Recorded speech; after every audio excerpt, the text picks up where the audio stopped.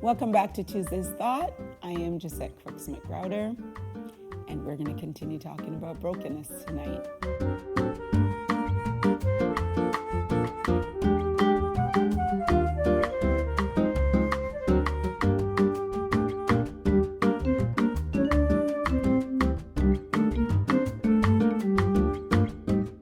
Last week, we left off with, what if I was not responsible for any part of my brokenness?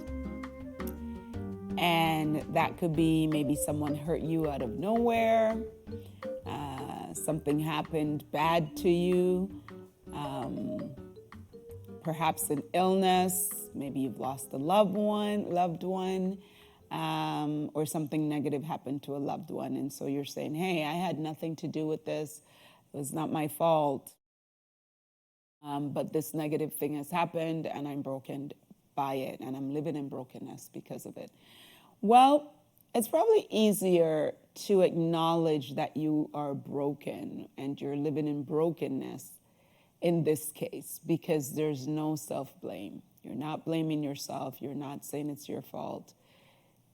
So it's easier to say, well, I'm broken because this happened or because that happened. So when a person can honestly say something is not their fault, my brokenness is not my fault, and truly believe that you had nothing to do with it, it's easier to acknowledge that you're broken. But if you're saying, so-and-so hurt me, but I should not have said this to them or go to this place with them or give them this opportunity, then even though you might be looking at that and saying, hey, it's not my fault, if you're saying, if I should not have given them this opportunity and all of that, then you're actually still saying, your brokenness is partly your fault. So you have to decipher whether you think you have any part in it or not. And you might be saying, it's not my fault, but at the same time you're saying, but I shouldn't have said this, I shouldn't have done that. Okay, so now that you've acknowledged that you are broken, and hopefully you are able to get to that place to acknowledge that you're broken if you are, and you can acknowledge that you deserve better, it's time to do something about it, right? So that's the beginning, acknowledging it and acknowledging that you deserve better. It's time to do something about it. So what you have been doing most likely has not been working very well if you're watching this video. And so it's time to try something different or add something to what you've been doing, because what you've been doing might have been helping a little bit. And you might want to add something new to it. For example, I don't want you to stop praying if you've been praying. I want you to continue to pray about it, but we're going to add something to that. So our minds are very powerful. And your mind can keep you trapped even though you are free, physically free. Your mind can keep you trapped. And by the same token, your mind can make you feel that you are free when you're physically trapped. So our minds dictate our emotions. Emotions meaning your feelings, and thereby our behavior. So what I think, my thoughts can keep me in a bad situation in my mind, or it can liberate me from a bad situation in my mind. So I might be in a very negative situation, but based on what's going on in my mind, based on what I'm thinking about, I'm okay. And it goes both ways. The mind is so powerful that it is what the Lord Jesus Christ chooses for us to serve him with. You've probably often heard the saying, it is with the mind that we serve the Lord. And so it is so powerful, we serve the Lord with our minds, right? What are we thinking? What's going on through our minds? What do we believe? All of that. The Apostle Paul says, I thank God through Jesus Christ our Lord. So then, With the mind, I myself serve the law of God, but with the flesh, the law of sin. And so the Apostle Paul says this. That's how important it is with your mind. It's what you're thinking about. That's what's going to get you out of this brokenness or keep you in it. It's what's going on in your mind. What are you thinking about it? And that's the thing, that it will either keep it going or get you out of it. So in Romans 8 and verse 6, it says, "For to be carnally minded is death, but to be spiritually minded is life and peace." So if you look at that, dissect it a little bit. If your thoughts regarding this brokenness are not bringing you peace, then these thoughts are carnal and they're not of God. So if you're dwelling in negativity, they're not positive, they're prolonging your misery and your brokenness, then they're not of God. They're carnal because they're not giving you peace.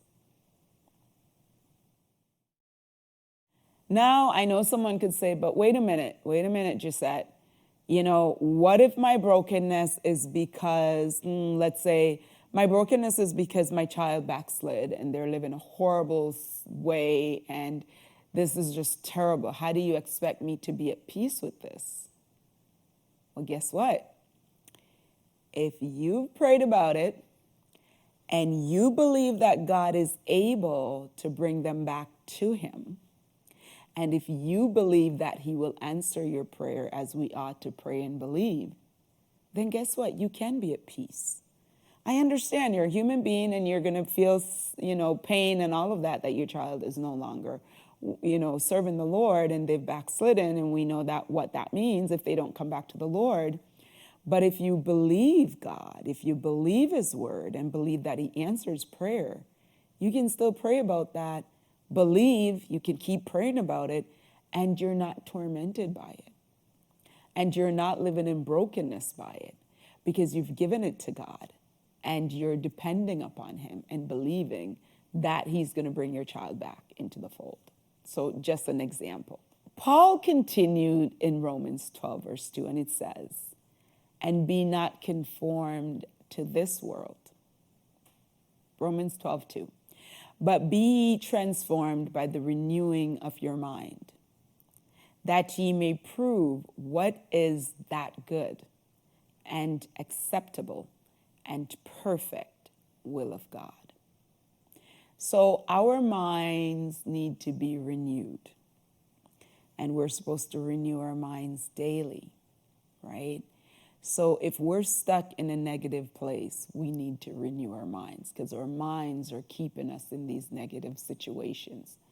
Now, if you are trapped in a physical negative situation, yes, the physical thing could be keeping you there, but I doubt anyone watching this is in the physical. But if you are, as I said before, I could be trapped physically, but based on where my mind is, I feel free.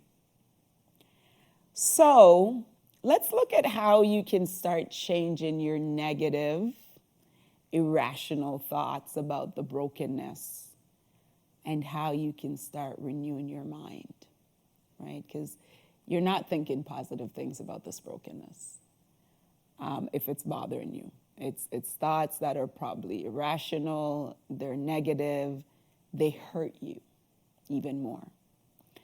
So for the approach that we are going to use, that I will be using, we need to differentiate between two words, and that's thoughts and feelings. So we tend to use the word feel when we're actually thinking, right? So I'm thinking about something, but I use the word feel.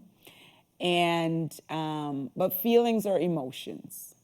They're not thoughts. So feelings are words such as sad, happy, depressed, elated, annoyed. So feelings are emotions and thoughts are things that we're thinking. So I'll give you an example.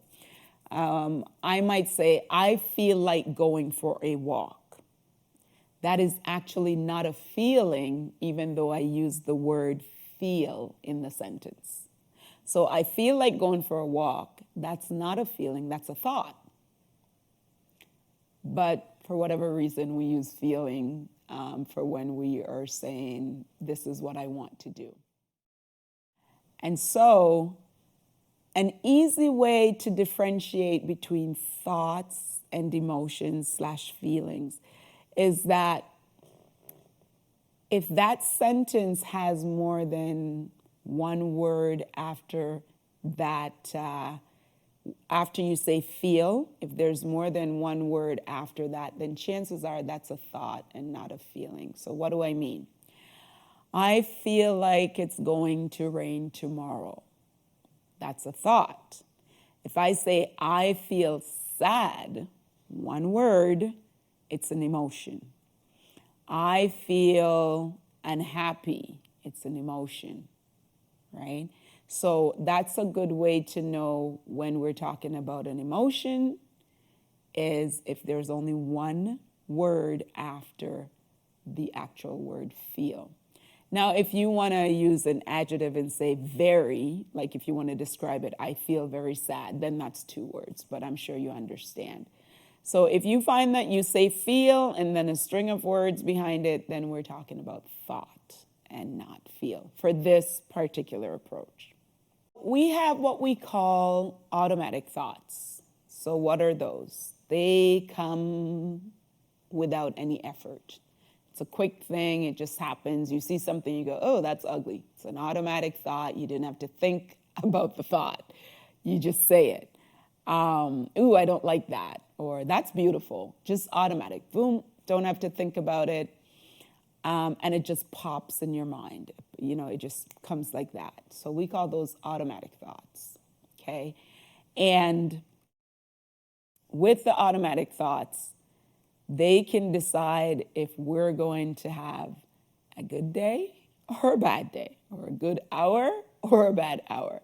It's all what we do with those thoughts. So we talked about emotions being different from thoughts.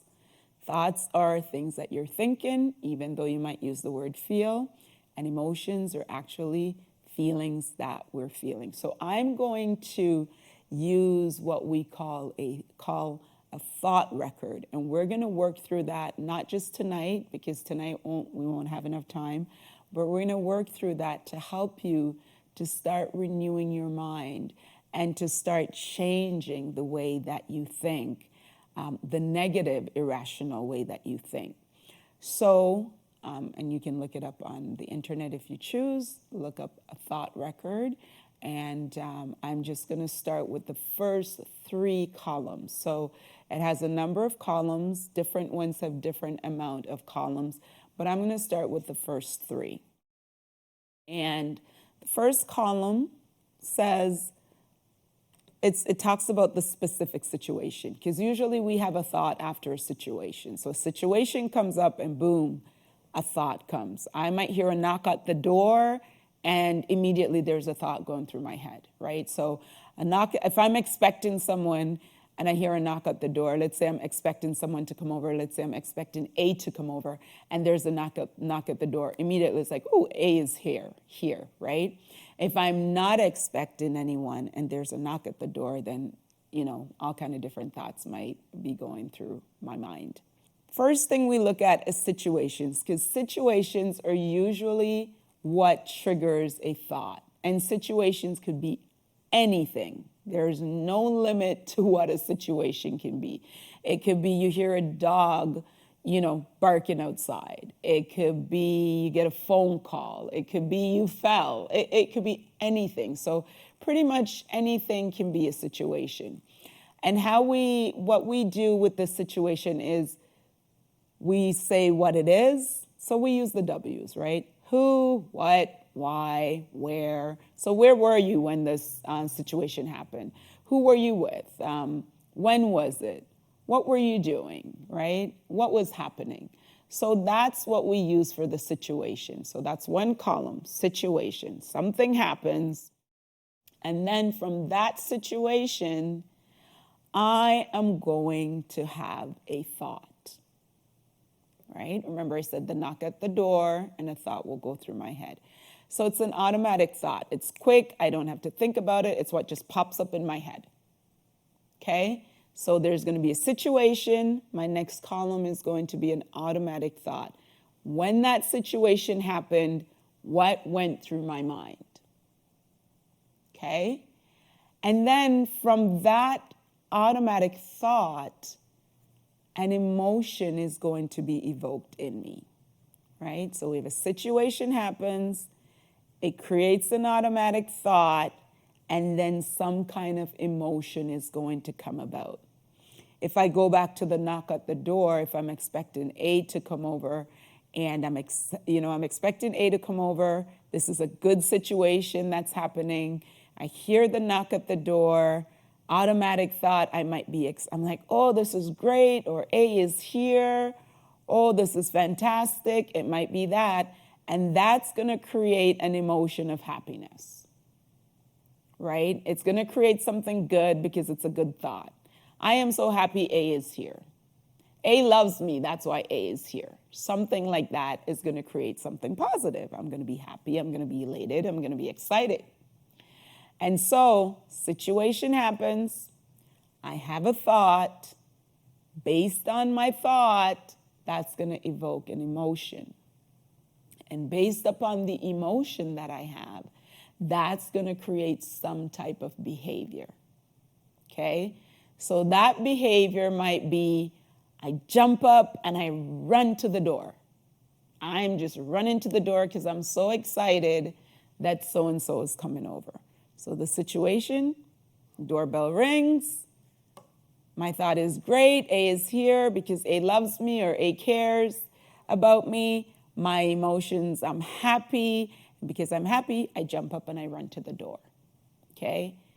Just to give you an idea of what we're going to be dealing with for the next 2 Tuesdays in May, we're gonna look at how we're gonna change the negative thoughts into more positive ones, and this can help us to look at things differently. This can help us to start getting out of our brokenness. Something we have to work on. You don't do it one time and whoa, everything's great, but it's something you have to work on to get to that place where instead of looking at things as woe is me, you can look at it the way how God wants you to look at it. And so it's not woe is me, it's, oh my goodness, I can change that thought and hey, I'm in a good place. My mind can bring me back to a good place. So I gave an exciting one, but let's look at one that's not so good. For example, probably mostly Christians watching this. So let's use a church one, an example. So we have a situation, then we're going to have a thought, and then we're going to have an emotion, and then there's going to be a behavior, okay? And this is just the first part of it, and next week we'll go into changing the negative thoughts. So for example, let's use one for church. I don't know, Sister so-and-so, who you might not, let's say Sister so-and-so get called up and everybody's just, she get called up, she does something and everyone's just so happy and excited and worshiping God with her and for her. And you sit there and you look around and you're like, whew, no one cares about me. No one loves me, right? Everybody's excited about Sister so-and-so. And in your spot, remember we talked about the situation, what comes to mind for you is, no one likes me. So that's your automatic thought, the thought that pops up in your head because of the situation. The situation, she got called up, she did something, everyone's worshiping, they're happy for her. Maybe she gave a wonderful testimony of how life is great. And that's the situation. And then your thought is, no one loves me. No one cares, right? I'm useless. Something like that will never happen for me, right? And then if that's the thought that's going on while you're sitting in the church service, chances are your mood is going to go along with the negative thoughts, right? So you might feel down. You might feel depressed. You might even feel annoyed or angry. And based upon those emotions going on inside of you, you might decide that when church is finished, I'm out of here. So you're not going to shake anyone's hands. The minute they start saying the benediction, you're out of there, even before. The minute you know that the speaker is winding down or whatever the service might be, it's finishing, you're out of there, you're gone, because all these negative thoughts are going through your head. The situation can be a trigger in regard to the brokenness. So this person might be broken for whatever reason, something's not going well in their life, and then Sister So-and-so went up there, gave their testimony, and things are just going well in her life, and everybody's happy and excited, and you're triggered because you're like, but things are not going well in my life. And that's where you're thinking, nobody loves you, nobody cares. This is where all the irrational thoughts start coming in, all the negativity starts coming in, and then you're going to feel worse and feel down. And then when you feel down and depressed, you might just not greet anyone after church. And then you leave and you might go in your car and the negative thoughts continue and you might start crying. And you feel terrible. And then that's what you're thinking about for the rest of that time, afternoon, whatever, and you remain in the brokenness. So next week, we're going to talk about how to change those negative thoughts. So I want you to, just for now until next week, take note of when your mood changes, because sometimes it's easier to note that your mood has changed than to note that you had a negative thought. So if you were going okay and then all of a sudden you're sad and down and out, ask yourself this question. Wait a minute, what happened? Why am I feeling this way? What situation happened? What triggered me? Just so that you can start recognizing when you were triggered, when a situation makes you start thinking negatively, right? So you want to start looking at that. If you're doing okay and all of a sudden you're sad, all of a sudden you're depressed, then look at that. What was I thinking about before I started feeling this way? And then you can go backwards. I'm sad because I was thinking about the sister who did so well. I'm sad because I was thinking nobody loves me because Sister So-and-so did well and everyone was clapping and shouting. So you can go backwards as well, okay? So I have this negative emotion. I think about what was I thinking? This was what was going through my mind. What happened, why that was going through your mind? This is the situation. So that's your homework for this week, is to just practice situation, which is all the W's, the who, the why, the where, the when, the what. Automatic thoughts. Remember, if you use the word feel and have a string of words after it, that's not a feeling, that's a thought.